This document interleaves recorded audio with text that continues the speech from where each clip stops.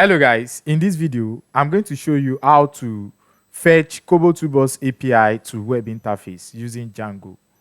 In a situation where you have a website and you are collecting data on customer relation and you need to display the data for public consumption, you can do that with the help of Kobotoolbox API. What you just need to do is to consume the API and render it on the web interface in real time. Or probably you are collecting data and you want to display data to your audience in real time. You can do that by using different framework like React, Angular, Next.js, Laravel, Django to consume this API, deserialize the API, consume it, and render it on the web interface. That's what we are going to be doing in this video. I'm going to be using Django, which is a Python framework for developing web applications, which is what I'm going to use to deserialize the API, consume it, and render it on the web in real time. So it's going to display the data in real time for every users. That's what we are going to be doing in this short video. So let's jump into it. So the first thing I need to do is to create a simple form. So how am I going to do that? I'm going to click on new.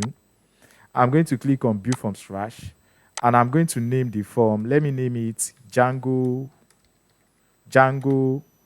API.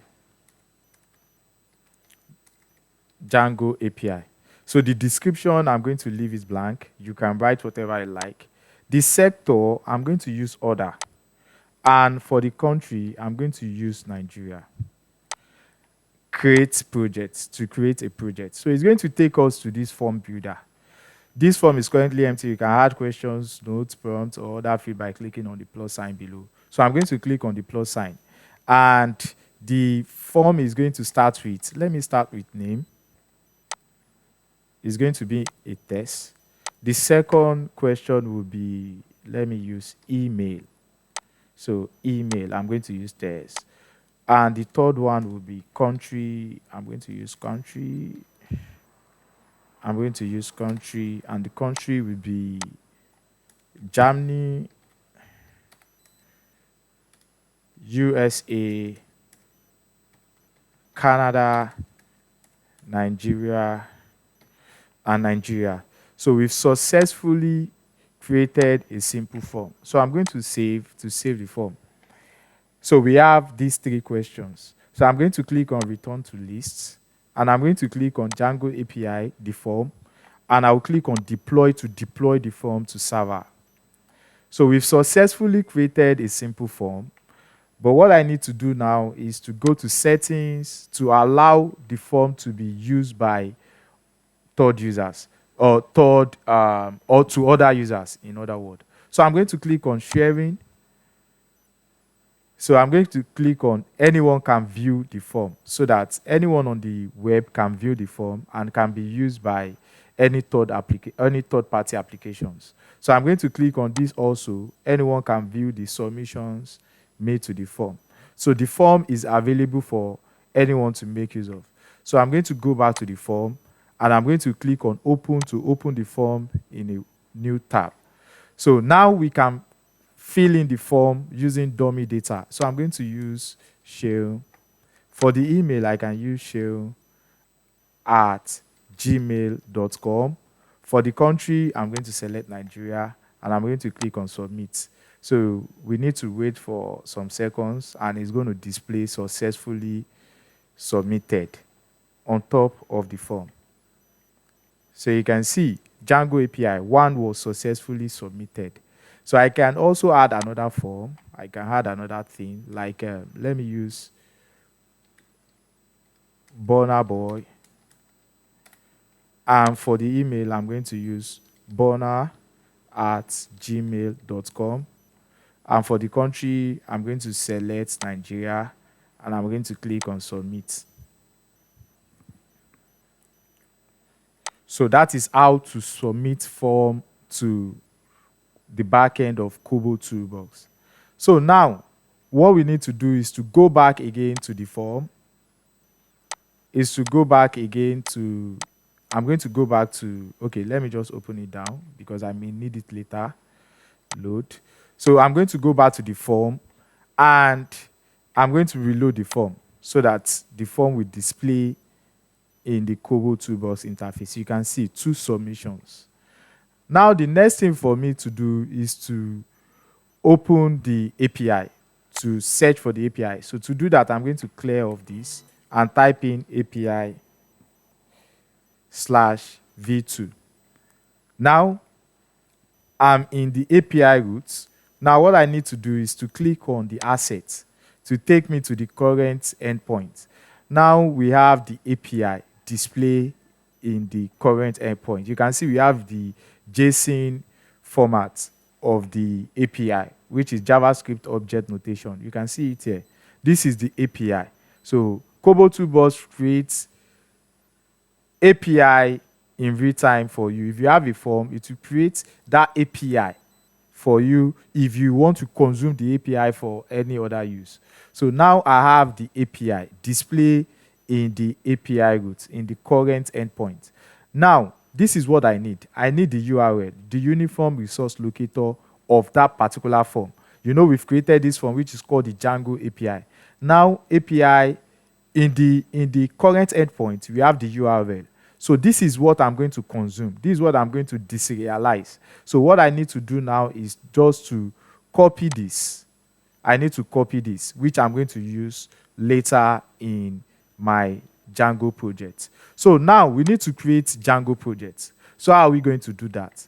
What I need to do is to go to the command prompt. So I'm going to type in CMD and open a command prompt. Now I have the command prompt. In the command prompt, I need to create this Django project. So to do that, I need to first of all create a directory to store the Django project. So I'm going to use mk make directory mkdir call. I'm going to call the directory. Let me slide in into desktop. Let me slide in into desktop and create a directory called Django API.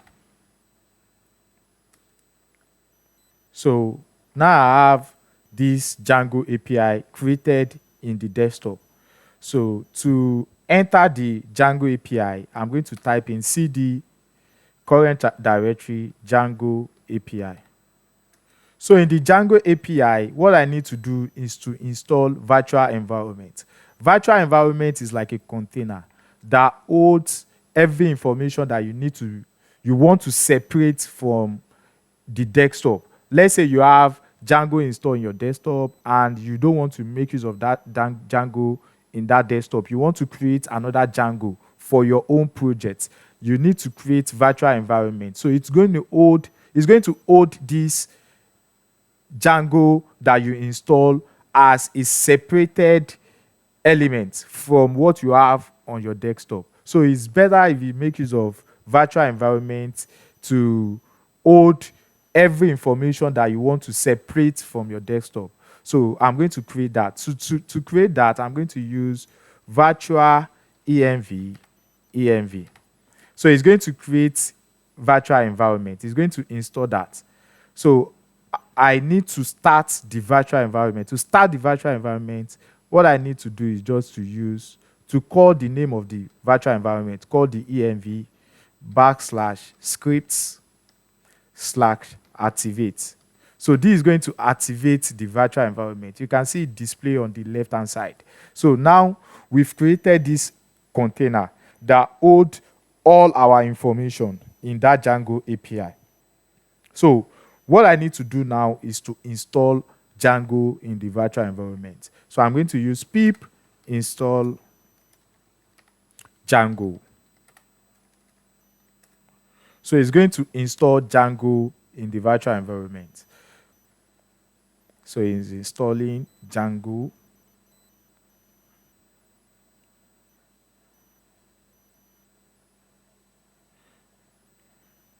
So we have several applications that can be used to consume API to the web interface. But I'm using Django because Django is pretty light and it is very fast to consume API or to develop any web applications. So now Django is installed in the virtual environment. So the next thing is to create a project. So to create a project, I'm going to use Django -admin start project. I'm going to name the project, let me name it fetch. So now we have Django project called fetch in the virtual environment. So what I need to do again is to probably install a request, because I'm going to use a request in my project. So I'm going to say pip install requests. Request is used to deserialize API. So I'm going to use this to deserialize the API, the Kobotoolbox API. Now request is installed in this Django project. So let's open the Django project. So I'm going to open the Django project in the VS Code. So I'm going to open the Django project in the VS Code. So I'm going to open the new terminal, and I'm going to locate this project called Django API. So to do that, I'm going to click on Open Folder. I'm going to click on this PC, local disk, users, shell, which is my directory. So in the desktop, I name it Django API. I'm going to move this. I'm going to move this, and I'm going to open the fetch. So I moved the virtual environment into the Django project. So now we are in the Django project in our VS Code. So we have VS Code, we have other IDE, integrated development environment, that can be used to script your code, but I'm comfortable with VS Code, which is very light and easy to use. So you can use any IDE you want. We have the Android Studio. We have several of them that you can be used for scripting code. So I'm going to perform simple operation, or I'm going to do some configuration in the backend. So what I need to do now is to click on the fetch and click on the settings. So in the settings, before I do that, I need to install an app that will be used in the Django project. So to do that, I'm going to click on terminal, and I'm going to click on new terminal, and I'm going to use Python manage.py start app. I want to start an app that will be used in the Python in the Django project. Start app API. So it's going to install API, which is this app in the Django project. So I'm going to use this to render the API into the web interface.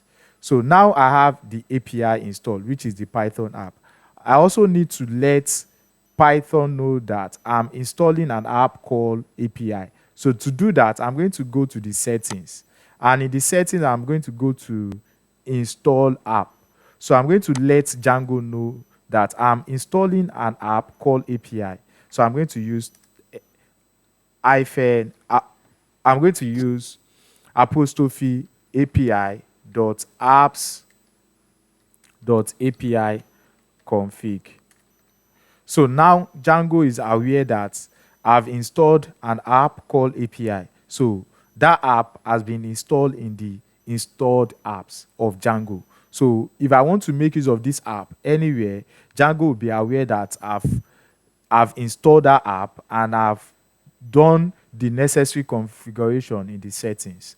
So the next thing that I'm going to do is to come to the template. So I want to make use of templates in the Django project, which is going to be the HTML. So to make use of other third-party applications, I need to let Django to be aware that I'm using a third-party applications. So I want to make use of the HTML. So I'm going to let Django know that I'm using this third-party application called HTML.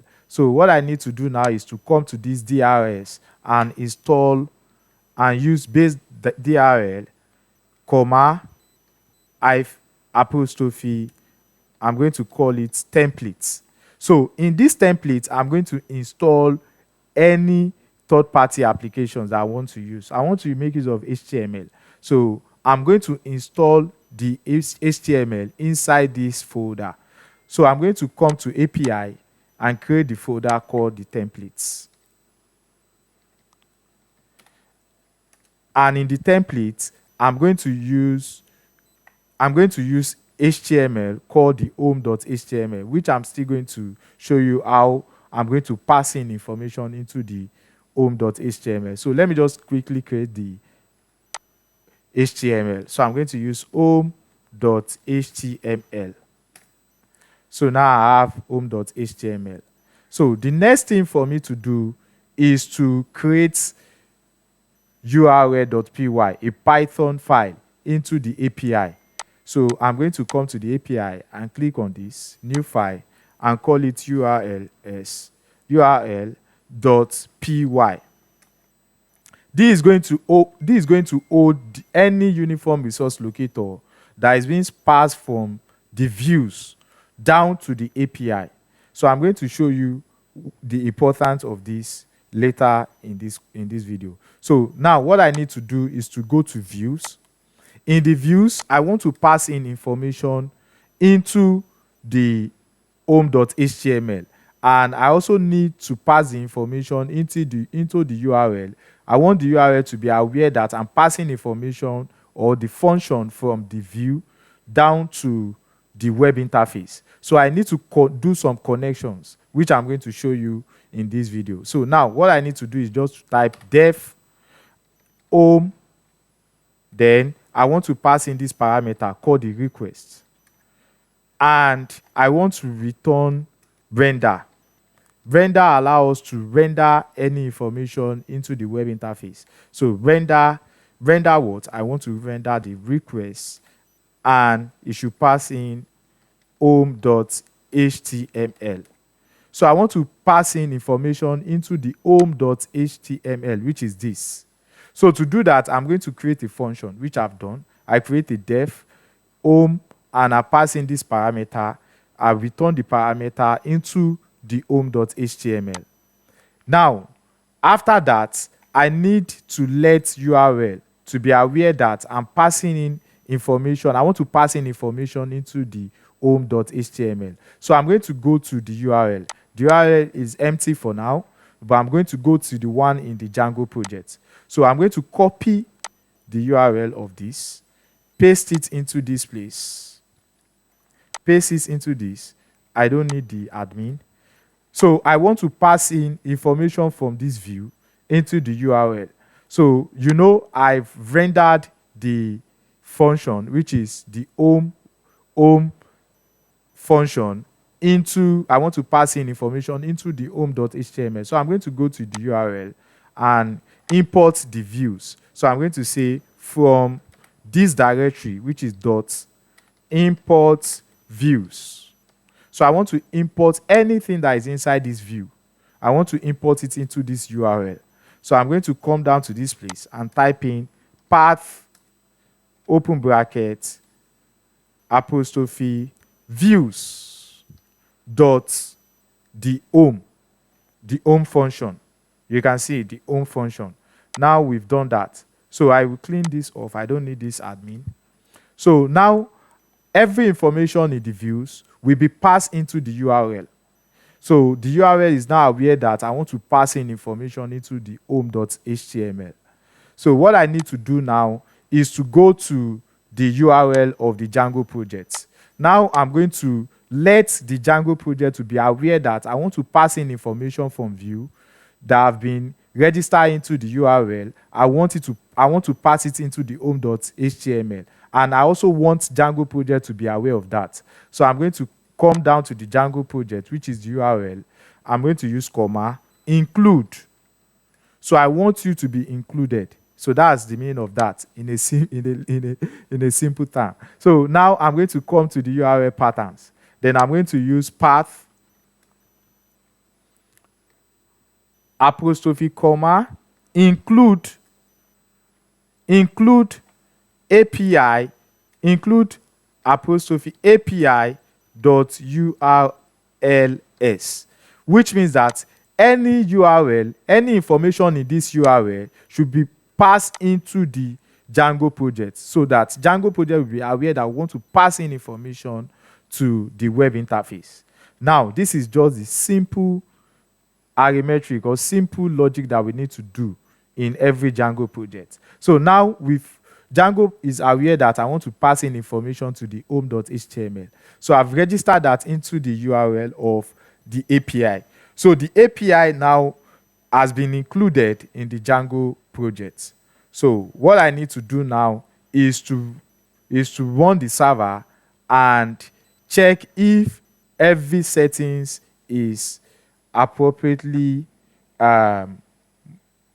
loaded in the right location. So what I need to do now is to type in python manage.py run server. So now you have 18 API migration. So I need to use a simple logic of Django, which is to migrate every content into the database. So to do that, I'm going to use python manage.py migrate, and it's going to migrate every information into the SQLite, the Django database. Now, after that, I need to run Django again. Django manage.py run server. So I'm going to click on the server, and it's going to open the Django project. You can see we have Django, which is this install works successfully. Now, what we need to do is to, okay, I need to come to HTML and pass in just a simple message. Let's say, hello, Kobotoolbox. So I've passed in this. Now the URL is intact. I've passed in the information, which is home.html, into the URL. And Django project is aware that I want to pass in information to the HTML. So what I need to do is to run Python again. Now Django is aware of the information. So now we have hello Kobotoolbox. You can see I've passed in the information into the HTML, into the web interface. So if I go back to home.html, if I add, let me add another thing, probably hello world. And it's going to pass in this information to the web interface. What I need to do is just to reload, and you can see I have the information. Now we've successfully passed in a simple information into the web interface. Now what we need to do is to consume the API, the Kobotoolbox API. So what we need to do now is to go to the Kobotoolbox API. In the Kobotoolbox API, I want to deserialize this URL, this JSON format. I want to deserialize this JSON format and consume it and render every information in the URL into the web interface. So what I need to do is just to copy this. I need to copy this. Then I'm going to go to the views. So I'm going to clean this. Now, what I need to do is, first of all, is to import JSON. I'm going to use import JSON. I also need to import the request. Now, after that, I need to pass in information of the URL into an object. So I'm going to call it Kobo is equal to request, which is this request, dot get. I want to get information from the URL and pass it into the Kobo. Now I'm going to use apostrophe paste the URL dot JSON. So we copy this and I paste it into the request. So I want to get this and pass it into the Kobo. So I copy the URL, the first URL, then I remove the backslash dot I inserted .json into the URL. Then the next thing I'm going to do is to pass in the header. So to pass in the header so that it will be able to consume the API, we need to pass in the header, the token. So I'm going to come to this place and say that header equal, I need to open a map.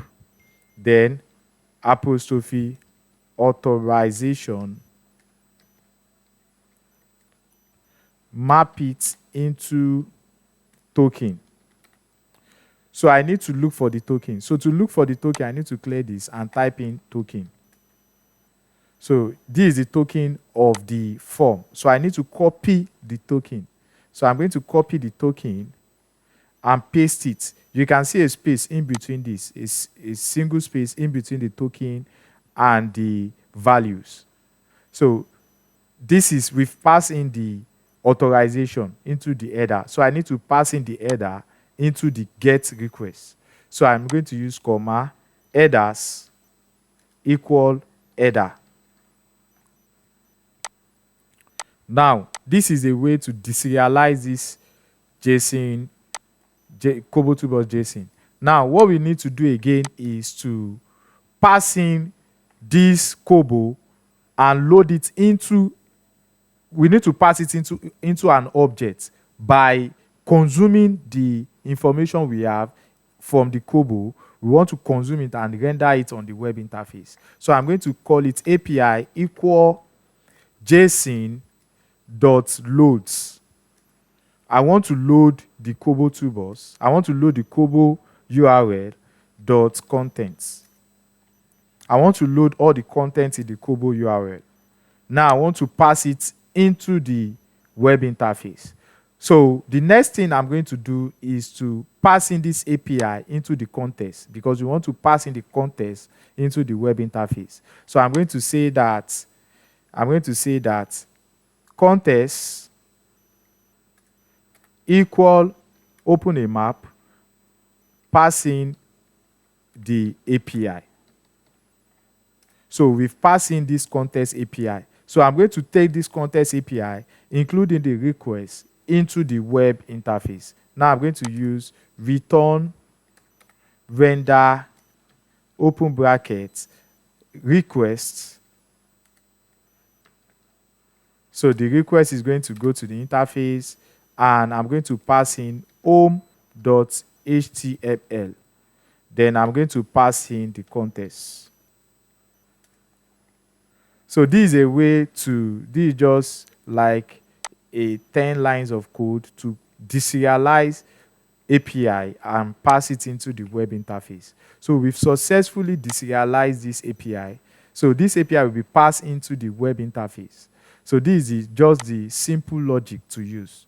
So the next thing we are going to do is to go to the web interface. So what we need to do is to go to home.html. Then I'm going to use h3. Let me clean this and use h3. So what do we want to pass in? We want to pass in this API into the web interface. So let me go to the Django project. The Django API again. So I'm going to use API/v2. So what I want to display on the web is the submission count. I want the submission count to display on the web. Let's say immediately respondent fill a form is going to be added to the count, and that count will be displayed in real time to the web interface. That's what I want to do. I want to show the number of counts, the number of respondents on the web interface. So I'm going to copy this deployment submission count, which is not static. So I'm going to go to the web interface. Then I'm going to use a Ginger format of Django. Open double curly bracket. Then I'm going to pass in the API. This particular API, I'm going to pass in the API and say that API dot deployment submission count, which means that the URL which has been passed, which has been deserialized into the API. Now in the API we have the deployment count. I want to render the deployment count on the home.html, which is this. So now if I should save and run server, okay, I don't have it display, so let me just clean it again. Let me look for something like, let me say, API.name and see what is going to display on the screen. So I don't have any information. Probably I need to run server again. Let me click on Python manage.py run server.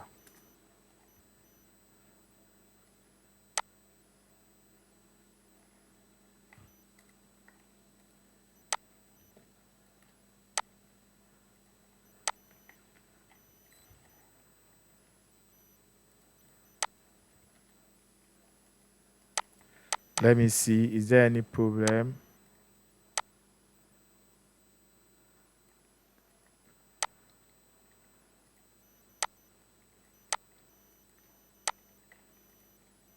Now you can see the JSON format of the form on the web interface. So we've successfully passed in all the information into the web interface. Now what I need from this is just let me use name for instance to look for the name of the API of the form. You can see the name of the form is called the Django API. So what I want to pass is the count. I want to pass in the submission count to the web interface. So I can just use dot paste this and save, then reload. You can see we have two. Now what we need to do now is, if I should come to this and I try to add another information, let me name it Davido, type in the mail davido@gmail.com, country, let's use Nigeria, and click on submit. And let's see what's going to happen on the web interface.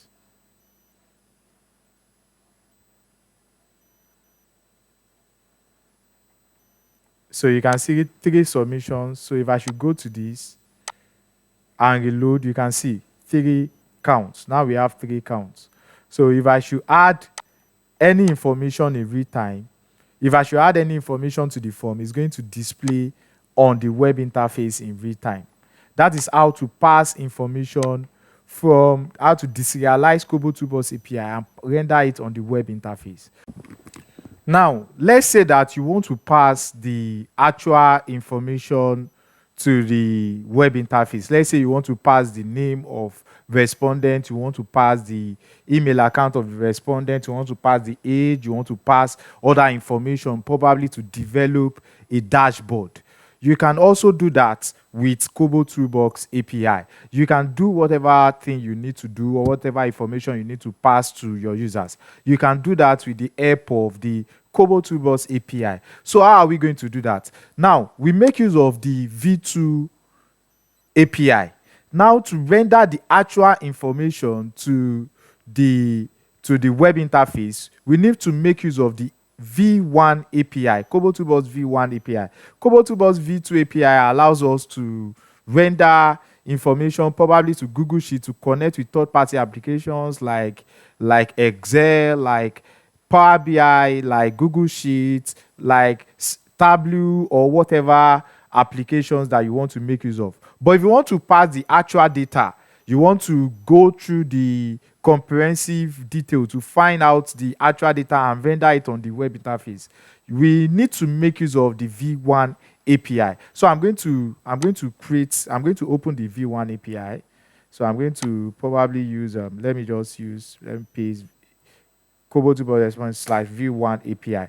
Now on the V1 API, this is where the V1 API API root is. So what we need to do is to come down. We come down to we go to the API V1 data. So I'm going to click on this and it's going to take me to the data list. So you can see on the data list, if I should come down, I'm going to see the actual data that we are working on. So I'm going to click on this, which is this Django API. So if I should come down to the last, you can see the information. The dummy data we passed into the Kobotoolbox backend. The first information I passed in was my name and my Gmail account, the country, the second information I passed in the name Burna Boy, email Burna Boy at gmail.com. The third one is Davido at gmail.com. So if I should let me pass in another information. Let me pass in keys Daniel. Keys Daniel. So for the mail, I'm going to pass in Daniel at gmail.com. And for the country, I'm going to select Nigeria, and I'm going to click on click on submit, and it's going to be on the record queued for submission. So let's wait. See, Django 5 was successfully submitted. I think that was a mistake. But if I should go down to this, I try to reload, the information is going to display. You can see Kiss Daniel at gmail.com, country Nigeria. And if I should reload this, okay, I need to go back to my API, save the API.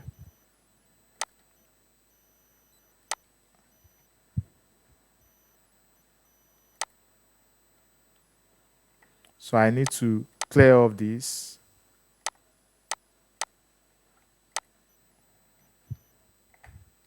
Python manage.py run server.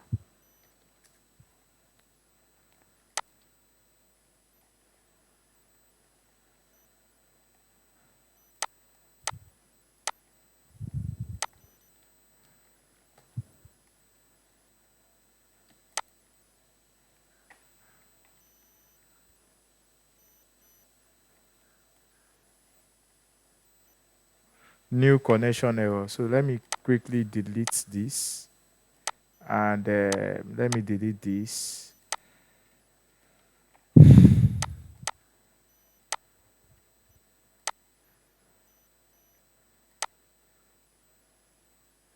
So you can see the information.